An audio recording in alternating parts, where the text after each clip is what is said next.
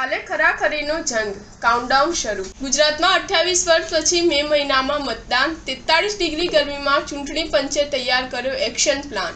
Pole booth પર તડામાર તૈયારી શરૂ। ગુજરાતની લોકસભાની સુરત સિવાયની 25 બેઠકો તેમજ વિધાનસભા પેટા ચૂંટણી માટેની 5 બેઠકો પર 7 મેના રોજ મતદાન યોજનાર છે। ચૂંટણી પંચ દ્વારા ઝીણવટપૂર્વક કામ કરવામાં આવ્યું છે, વ્યવસ્થાઓ કરવામાં આવી છે। મુખ્ય નિર્વાચન અધિકારી પી ભારતીએ આ અંગે જણાવ્યું હતું કે ઇલેક્ટ્રોનિક વોટિંગ મશીન અને વીવીપેટના કમિશનિંગની કામગીરી પૂર્ણ થઈ ગઈ છે। વોટર ઇન્ફોર્મેશન સ્લિપના વિતરણની કામગીરી પણ પૂર્ણ કરી દેવામાં આવી છે। આજે રાજ્યના દરેક બૂથ પર ઈવીએમ મશીન સાથે સ્ટાફ પહોંચી જશે। ગુજરાતમાં 50,787 મતદાન મથક પર 7 મેના રોજ મતદાન યોજાશે, જેમાં 13,600 મતદાન મથક સંવેદનશીલ છે। આ વખતે સંવેદનશીલ મતદાન મથકોમાં 450 મતદાન મથકનો વધારો થયો છે। ક્રિટિકલ મતદાન મથકો માટે 10 જેટલી એસઆરપી કંપનીનો ઉપયોગ કરવાનું ચૂંટણી પંચ દ્વારા નક્કી કરાયું છે, જ્યારે 1,20,000 પોલીસ કર્મી મતદાનના દિવસે ખડે પગે રહેશે। તેમજ મતદાનના દિવસે હીટ વેવને લઈને ચૂંટણી પંચે એક્શન પ્લાન તૈયાર કર્યો છે। ગુજરાતમાં 28 વર્ષ પછી મે મહિનામાં મતદાન થશે। આવતીકાલે 43 ડિગ્રી તાપમાન રહેવાની હવામાન વિભાગની આગાહી છે,